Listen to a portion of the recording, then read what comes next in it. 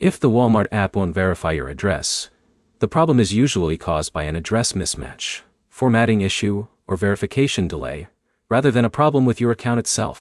Correcting the address exactly as expected is often enough to complete verification.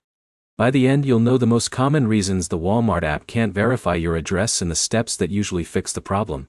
Start by checking how your address is entered. Make sure your street number, street name, apartment or unit number, city, state, and zip code are accurate. Even a small typo, an incorrect zip code, or a missing apartment number can prevent the system from matching your address.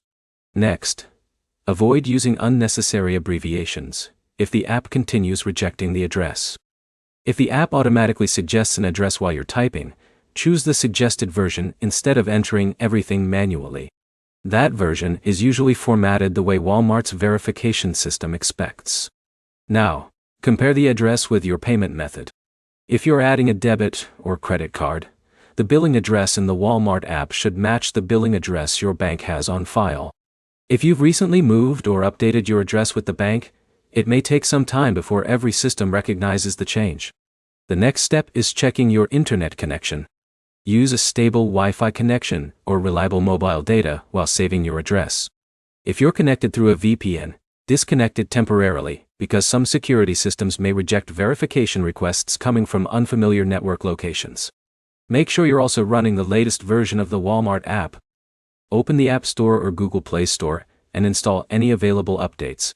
If you're using the Walmart website instead, clear your browser's cache and cookies, or try another browser before entering your address again.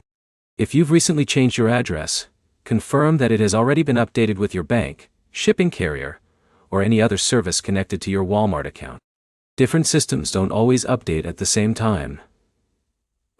If the address still won't verify after several attempts, wait a while before trying again.